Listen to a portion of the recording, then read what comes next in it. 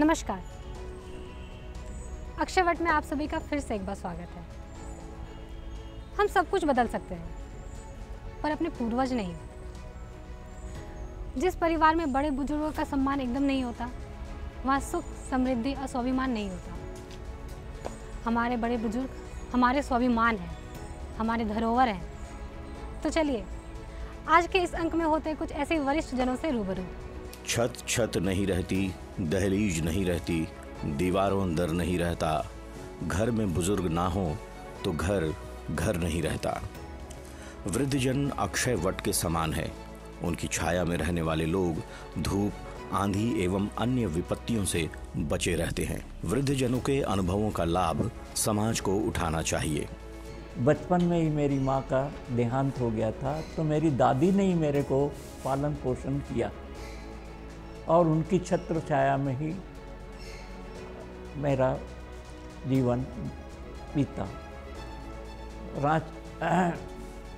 मैंने Saint Xavier से graduation किया।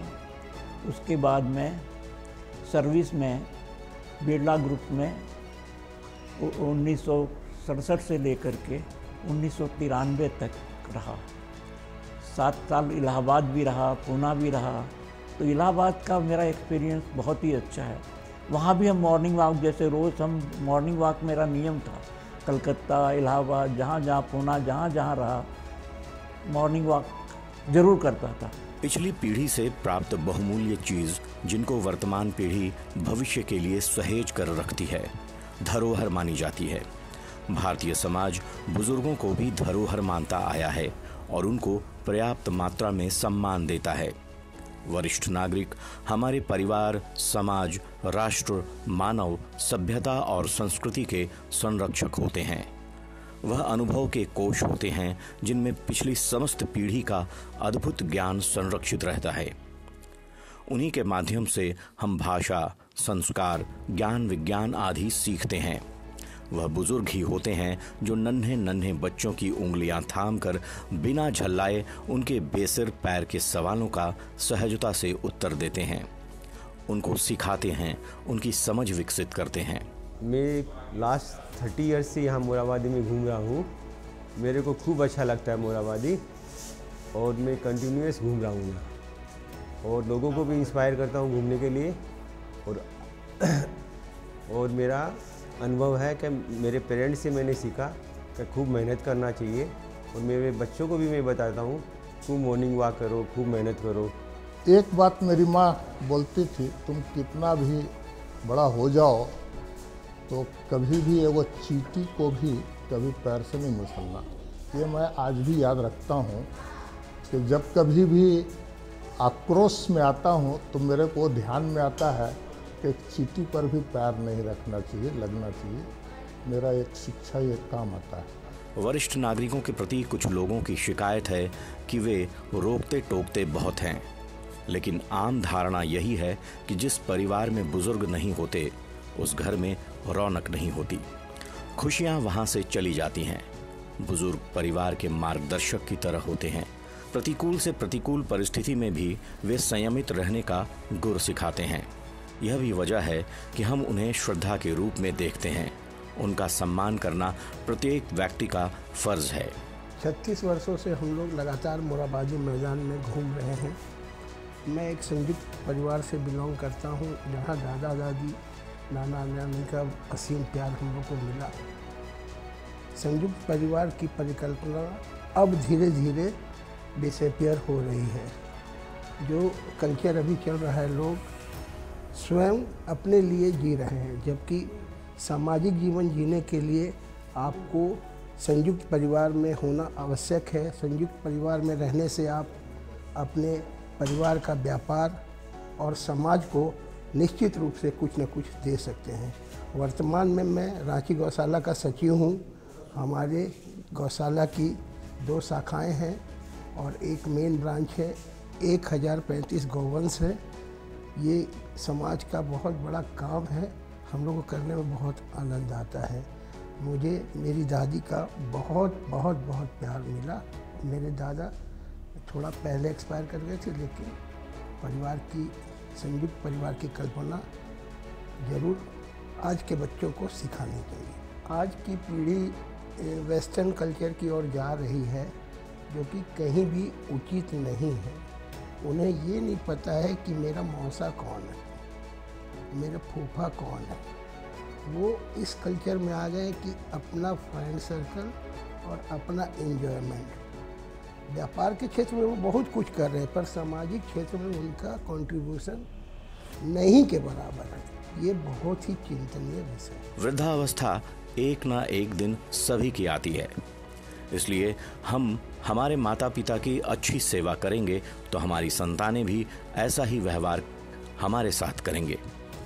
सभी लोग वृद्ध माता पिता का अच्छे से ध्यान रखें एवं सेवा करें, ताकि उनका आशीर्वाद सदैव हमारे पर बना रहे, क्योंकि बुजुर्ग समाज की अमूल्य धरोहर है। इनका हमेशा सम्मान होना चाहिए। देखिए, पहले का जो समय था वो अब रांची में रहा नहीं। मैं कचहरी रोड का बात बताता हूँ आपको। कचहरी रोड में एकदम फाका रहता था, जहाँ चल जाइए लोग मिलनसार थे। एक एक घंटा कहीं भी बैठ के बात कर लीजिए। आज तो लोगों को 2 मिनट रुक के बात करने का भी समय नहीं है। समय बहुत परिवर्तनशील है, और कोरोना के बाद ज़्यादा ही अब तो लोगों को हाथ मिलाने में भी ये लगता है जैसे पोता दिन भर हमारे शरीर पर चढ़ा रहेगा, हमारे साथ खेलता रहेगा, पोती भी खेलती रहेगी। खाना वाना भी हमें लोग खिला देते हैं या हमारा बेटा खिला देता है उन लोगों को। बहू है, लेकिन हम लोग का हाथ से खाना ज़्यादा पसंद करता है। घर में बुजुर्गों का होना हमें मानसिक रूप से आराम पहुंचाता है। उनके पास में रहने से हमें उनकी सेहत की सही जानकारी रहती है। इस कारण जरूरत पड़ने पर उन्हें आसानी से चिकित्सा सुविधा उपलब्ध कराई जा सकती है। बुजुर्गों के पास जीवन का लंबा अनुभव होने के कारण हमारी बहुत सी परेशानियों का हल भी होता है। उदाहरण के लिए, किसी भी परेशानियों में हमारे बुजुर्गों से अच्छी राय कोई नहीं दे सकता। हम लोग बचपन में पता ही नहीं चलता था कि क्या कौन रहेंगे कौन नहीं रहेंगे, बाद की बात तो ही कुछ पता ही नहीं चलता था। लेकिन जब बड़े हुए, स्कूल कॉलेज नौकरी, उसके बाद फिर अचानक मालूम हुआ कि एक दिन पिताजी नहीं रहे, एक दिन अचानक मालूम हुआ कि माताजी नहीं रहीं। तो देखते देखते ये दुनिया बहुत बदला सा लगा, और ऐसा लगा कि ये जो दुनिया है ये एक गोल घूमने वाला चक्र है, जिसमें सभी को एक दिन आना है, एक दिन जाना है, और सभी अपने पराये यहाँ पर रहते हैं और सुख दुख का अनुभव होता है। और अगर आपके घर में बुजुर्ग हैं तो इससे अच्छी बात हो ही नहीं सकती। दुनिया में कुछ भी इससे अच्छी बात हो ही नहीं सकती। आपके पास दुनिया की सारी ताकत है, क्योंकि उनसे इतना कुछ सीखने को मिलेगा कि हम सीखकर, मेहनत कर, परिश्रम कर आगे बढ़ सकते हैं, कुछ भी कर सकते हैं। और उसके लिए हमें 2 चीज़ याद रखनी पड़ेगी। पहली उनकी बात सुननी है, और दूसरी खुद से मेहनत और लगन करनी है। हम लोग देख रहे हैं कि आजकल कैसे बहू और ये लोग कैसे कैसे करते हैं सासू। लेकिन नहीं, मेरी बहू भी है, लेकिन एकदम ठीक है, अच्छी है। हम लोग भी जैसे थे, कोई भेदभाव नहीं, ये सास है, ये ससुर है, मुझे नहीं करना, ऐसा कुछ नहीं। जैसे हम लोग ने किया, अच्छे घर से लाने से, अच्छे पारिवारिक लाने से अच्छा ही होता है। मेरी बच्चे को संस्कार अच्छा दिए। बच्चे, उनकी बहू लोग भी, मैंने मेरी एक ही बहू है, लेकिन वो अच्छी है, बेटी भी अच्छी है, दामाद भी अच्छे हैं। सब बच्चे लोग, दोनों को 2-2 बच्चे हैं। इसीलिए बच्चे लोग को संस्कार परवरिश मम्मी पापा को ही देना चाहिए। बच्चे ऐसे मत करो, वो ऐसे मत करो, लेकिन नहीं देने से ही बच्चे लोग अच्छे नहीं होते। बुजुर्गों की छत्रछाया में पूरा परिवार स्वयं को सुरक्षित महसूस करता है। इनके कारण घर में रिश्तेदारों का अक्सर आगमन होता है। अन्यथा आज जब सब इतने व्यस्त हो गए हैं, मेलजोल समाप्ति की ओर है। घर के बच्चों को संस्कार देने का कार्य बुजुर्गों से अच्छा कोई नहीं कर सकता। समय समय पर अपनी बहुमूल्य सलाह भी उनसे हमें मिलता है। आज के समय बच्चों को कहानी सुनाने का वक्त उनके माता पिता के पास नहीं रहता। यह भी बुजुर्गों का ही कार्य बन गया है। मेरे बच्चे 3 हैं, एक लड़का दो लड़की, एक लड़का 2 लड़का और 1 लड़की। गांधीनगर शादी दिए हैं। दामाद प्रोफेसर हैं रांची कॉलेज में, बेटा बैंक में है, एक बेटा इंजीनियर है। दोनों बहुएं ढूक गई हैं, बेटी के शादी कर दिए हैं। और हम लोग सब फैमिली संयुक्त है, एक जगह रहते हैं और अपना चल रहा है जो चल रहा है। पोता है, 2 नतनी है, ये सब है। अपना मिली जुली सरकार है, सब अच्छे से रहते हैं। बहू नाश्ता पानी बना के देती है, ये नहीं कि नहीं देती है। से जाएंगे इधर से तो चाय पानी मिलेगा, नाश्ता मिलेगा। दोनों बहू अच्छी हैं और दामाद भी अच्छे हैं। संयुक्त परिवार में फ़ायदा है, जो एक डंडा लीजिएगा और 2 डंडा लीजिएगा, उसमें मजबूती होगा। तो संयुक्त परिवार में हम लोग को अच्छा लगता है, अच्छे हैं। बहुएं लोग भी मिलजुल के रहती हैं, अपना हम लोग भी मिलजुल के रहते हैं। लेकिन हमने बताया बहू बेटा सबको कि जो हम लोग के ज़िंदगी में आप लोग संयुक्त रहिए बस, और हम लोग को कुछ नहीं चाहिए। अपना सबको तो एक दिन वैसे ही होना है। अलग अलग ज़िंदगी कोई एक में रहा है भाई लोग नहीं। मेरा हस्बैंड 5 भाई हैं, 5 जॉब में हैं, सब अलग अलग। हम लोग बच्चा है, जब तक है तब तक है। और अब हम लोग उन लोग को कह दिए कि नहीं, देखिए हम लोग के जिंदा में आप लोग एक साथ रहिए। फिर तो सबको अलग अलग है, ये है ज़िंदगी।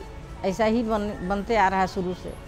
घर के लोगों में यदि मनमुटाव हो गया हो तो यह बुजुर्ग ही हैं जो फिर से मेल मिलाप कराकर मामले को वैसा ही कर देते हैं। समझाने का इनके पास अभूतपूर्व तरीका होता है जो आज की पीढ़ी के पास नहीं है।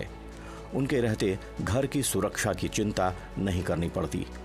खाने में विविधता भी इन्हीं लोगों की वजह से रहता है, वरना आज के युग में युवा जीवन की आपाधापी भाग दौड़ में भोजन को सिर्फ पेट भरने का ही माध्यम मानते हैं। बुजुर्गों का महत्व तो शुरू से ही बराबर रहा है। बुजुर्ग ही माने मेन गाइड फैक्टर हैं। मान लीजिए हमारे बच्चे हैं, 2 बच्चे 1 बेटी है। उन लोग अपना सब जॉब करते हैं और सब अच्छी तरह। मैं दादा दादी नाना नानी भी बन चुका हूँ। तो मेरे यहाँ मैंने बुजुर्ग बच्चे लोग को हम लोग का एक सहारा है कि हम हैं यहाँ पर। और बच्चे लोग एक गाइड फैक्टर मांगते हैं। जब भी उनको किसी तरह का दिक्कत हो, चाहे दिक्कत हो या ना हो, खुशी भी हो, तो हम लोग से वो शेयर करते हैं और उनको हम लोग उचित मार्गदर्शन करते हैं।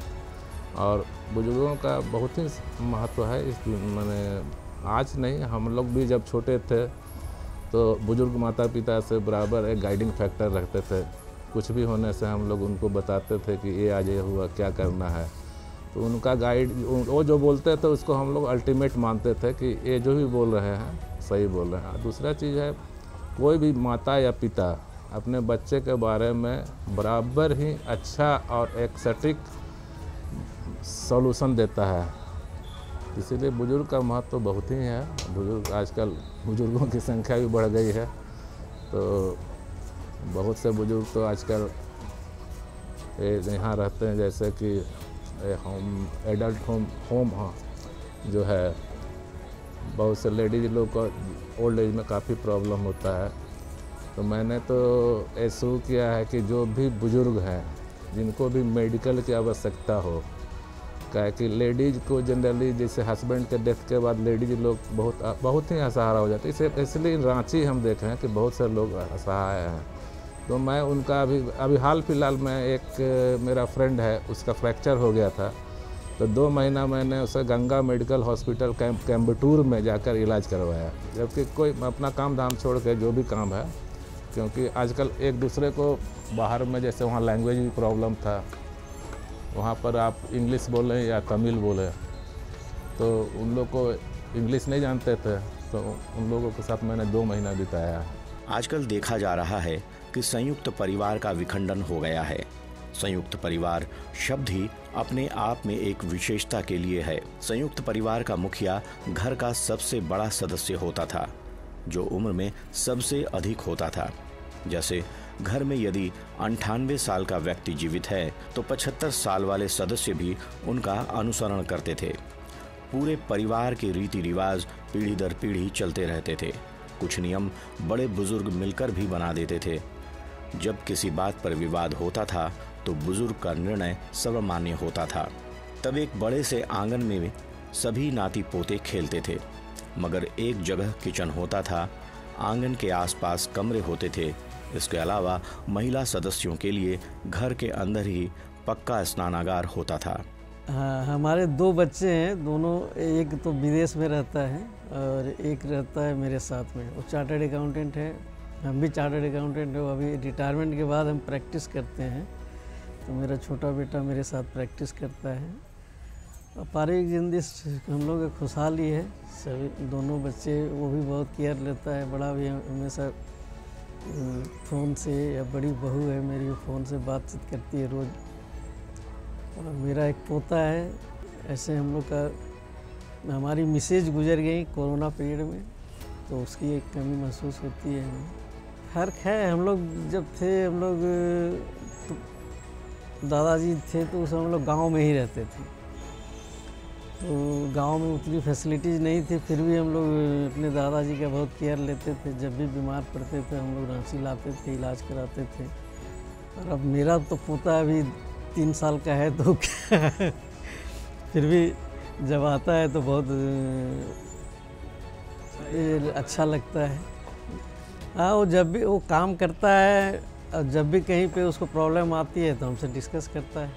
हम ज़्यादा इन्वॉल्व नहीं होते हैं, वही लोग करता है। सीए का प्रैक्टिस भी बहुत कम्पिटिटिव है, बहुत कंपटीशन हो गया है। फिर भी अपना मेहनत से इधर-उधर से काम लाता है और काम करता है। जहाँ जहाँ उसको प्रॉब्लम होती है हम उसको गाइड करते हैं, हेल्प करते हैं। ये पहले इतना कंपटीशन नहीं था, बहुत गिने चुने। हम लोग जब चार्टर्ड पढ़ रहे थे तो रांची में उस समय मुश्किल से 5 चार्टर्ड अकाउंटेंट थे, और आज के समय में प्रैक्टिस में हमको लगता है यहाँ 200 चार्टर्ड अकाउंटेंट है। अब बिजनेस उस तरह का बढ़ा नहीं है, यहाँ पर कोई फैक्ट्री इंडस्ट्री है नहीं। घर के हर छोटे बच्चों की सुरक्षा, उनके लालन पोषण, देख रेख में सभी भाइयों का हस्तक्षेप होता था। बूढ़ी दादी हर बच्चे के पालन के लिए अपना निर्देश देती रहती थी। कब नवजात बच्चे को मालिश करनी है, कब जन्म घुट्टी पिलानी है, क्योंकि उस समय एक परिवार में 10 भाई बहन होते थे। हर भाइयों के विवाह को कब करना है, कौन सा रिश्ता ठीक करना है, इसका निर्णय घर के सबसे बड़े बुजुर्ग द्वारा ही लिया जाता था। इस तरह हर कार्य में संयुक्त रूप से सहभागिता से सभी तीज त्योहार मनाते हुए हर बच्चे को अपनी संस्कृति और आर्थिक विकास के बारे में बताते हुए अपना जीवन यापन करते थे। पर आज यह धीरे धीरे विलुप्त सा होता जा रहा है। हमारे 2 लड़के हैं। आज के डेट में बुजुर्गों को ये तकलीफ़ें हो रही है, नाना प्रकार के बच्चे लोग जन्म देते हैं। कोई विदेश में है, कोई बूढ़े लोग को पूछते नहीं है क्या है भाई, तो आंसू बहा रहे हैं। वृद्धाश्रम में लोग जा रहे हैं। क्यों जा रहे हैं? क्योंकि उनकी परवरिश इस तरह का हुआ, मेरा बेटा अमेरिका, मेरा बेटा इंग्लैंड, उससे कुछ नहीं होता। ओल्ड एज में आवश्यकता होती है बच्चे लोग के बीच में रहना, और ये तरह के ये आज के डेट में देखने को नहीं मिल रहा है।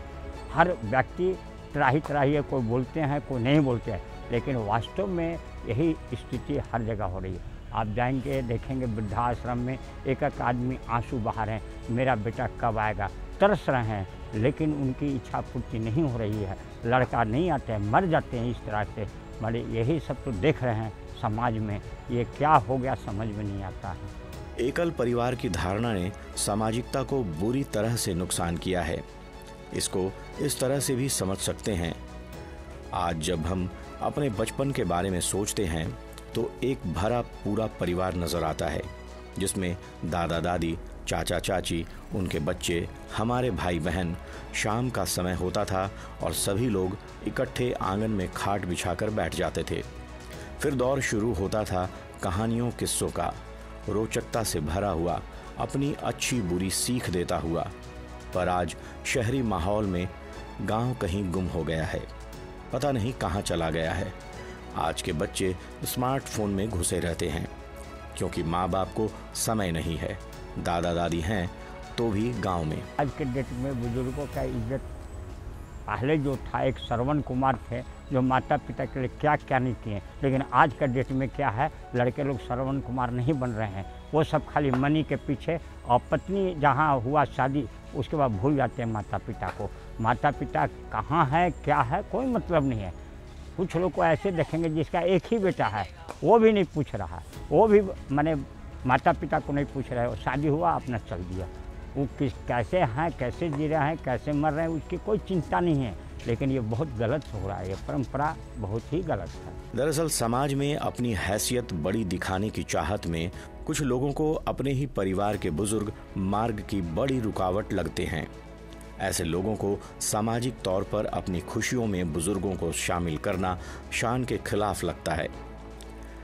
ऐसी ही रूढ़िवादी सोच के कारण उच्च वर्ग से लेकर मध्यम वर्ग तक में अब वृद्धजनों के प्रति स्नेह की भावना कम हो रही है। हम लोग डेली मॉर्निंग वॉक में यहाँ आते हैं।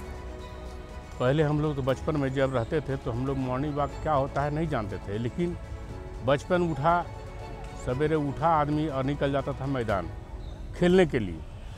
जो आज हम लोग जो इतने उम्र आने के बाद आज हम लोग वॉक कर रहे हैं। जो व्यक्ति आज भी जो आज के लोग जो हैं वो वॉक जो जैसे आज का जो पीढ़ी वर्ग है वो वॉक कर रहा है। और हम लोग के समय में हम लोग बचपन में मैदान में खेलते थे। आज बहुत सा ज़मीन आसमान का अंतर आ गया।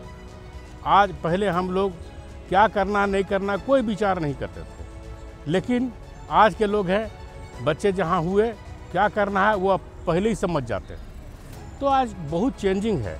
दूसरी बातें हैं कि आज के बच्चे लोग अपने गार्जियन को, अपने माँ बाप को इज्जत देना नहीं जानते हैं।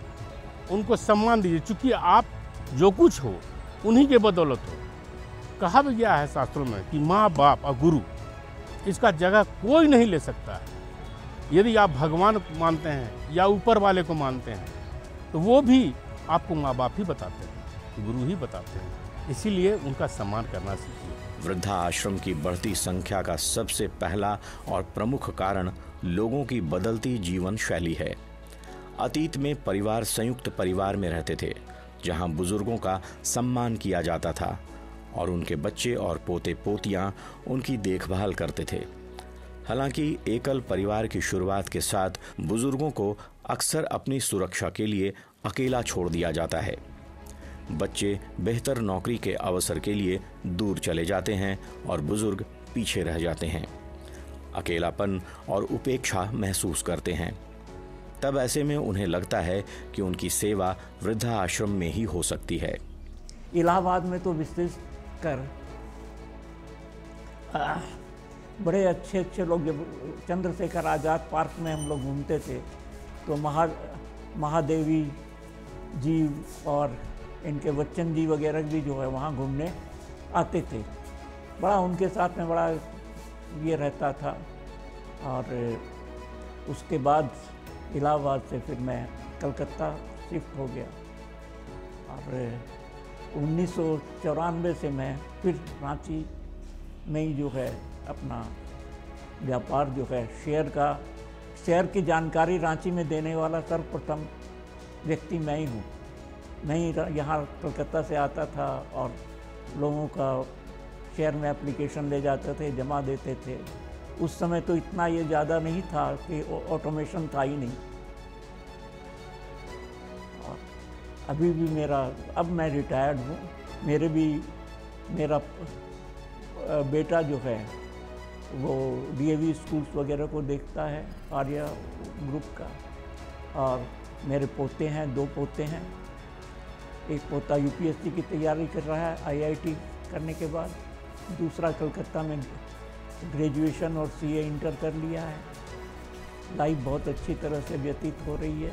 और यहाँ मॉर्निंग का जो आनंद, मित्रों, जो हमें एज का इफेक्ट, सारे यहाँ जो घूमने वाले सब मेरे उम्र से नीचे हैं और मेरे को इतनी उत्साह उमंग रहता है इनके साथ में हम लोग का ग्रुप 20-25 आदमियों का ग्रुप है। हम लोग एक साथ वॉक करने के बाद में बैठते हैं और चाय पीते हैं।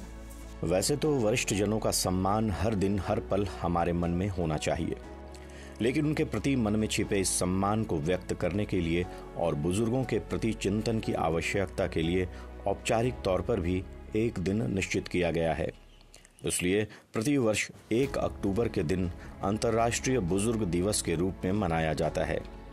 विश्व में वृद्धों के साथ होने वाले अन्याय, उपेक्षा और दुर्व्यवहार पर लगाम लगाने के उद्देश्य से इस दिन को चिन्हित किया गया है। बचपन से ही हमें घर में शिक्षा दी जाती है कि हमें अपने बड़ों का सम्मान करना चाहिए। वरिष्ठजन हमारे घर की नींव होते हैं। बुजुर्गों का आशीर्वाद बहुत भाग्य वालों को मिलता है, इसलिए सभी को अपने से बड़ों और वरिष्ठजनों का सम्मान करना चाहिए। हमारे दादा दादी, नाना नानी एक ऐसे पुल के समान है जो अपने पुरानी पीढ़ी को युवाओं की आकांक्षाओं से जोड़ते हैं। वे हमें ज्ञान और अनुभव के विशाल भंडारों से परिचित कराते हैं। वे हमारे सुख दुख में अक्षय वट की तरह खड़े रहते हैं। आज के अंक में बस इतना ही। मिलते हैं अगले अंक में। तब तक के लिए नमस्कार।